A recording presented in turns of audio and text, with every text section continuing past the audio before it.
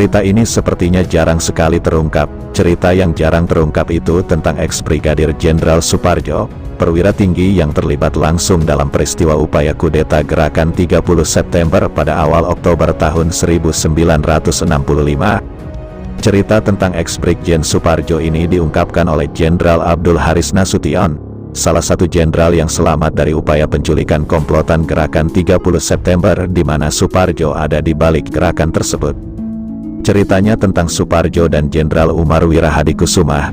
Ternyata, Soeparjo pernah datangi rumah Jenderal Umar dan meminta Umar mengangkatnya sebagai Kepala Staf Kodam Jaya atau Kasdam Jaya. Umar Wirahadikusumah, saat peristiwa Gerakan 30 September meletus pada awal Oktober tahun 1965 sedang menjabat sebagai Panglima Kodam Jaya. Nasution sendiri adalah mantan Panglima Siliwangi. Umar juga adalah perwira yang dibesarkan di divisi Siliwangi, bahkan pernah jadi ajudan Nasution. Saat Nasution jadi Panglima Siliwangi, Soeparjo sama seperti Nasution dan Umar, juga berasal dari divisi Siliwangi.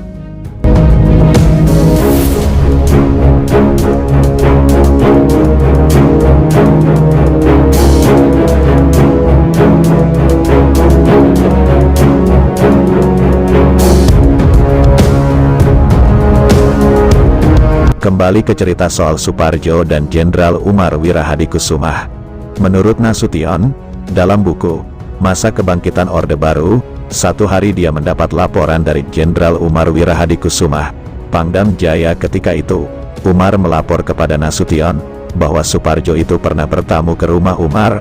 Dalam pertemuan di rumah Umar itu, Soeparjo meminta agar dia diangkat jadi Kepala Staf Kodam Jaya. Dari Jenderal Umar, Panglima Kodam Jaya, saya juga mendengar Soeparjo pernah bertamu secara pribadi ke rumahnya dan meminta agar dia diangkat sebagai Kepala Staf Kodam Jaya. Umar, meski mereka sama-sama bekas Siliwangi, ternyata menolak, kata Nasution menceritakan kembali laporan yang sempat disampaikan Jenderal Umar kepadanya soal Soeparjo. Tak hanya Jenderal Umar Wirahadikusumah yang melapor kepada Nasution soal Soeparjo, Maijen Ibrahim Aji, Panglima Siliwangi saat itu juga pernah melaporkan informasi soal Soeparjo kepada Nasution. Ketika itu, Soeparjo masih Letnan Kolonel dan sedang menjabat sebagai Komandan Korem di Garut, Jawa Barat, wilayah yang berada di bawah kendali Kodam Siliwangi. Kata Jenderal Nasution, satu waktu, Maijen Ibrahim Aji melapor kepadanya bahwa Soeparjo, Komandan Korem Garut telah memberikan bantuan serta fasilitas selama Aidit, Ketua PKI, berkunjung di sana. Tindakan Soeparjo itu bikin Jenderal Ibrahim Aji marah. Soeparjo pun dipindahkan dari posisinya sebagai Komandan Korem di Garut.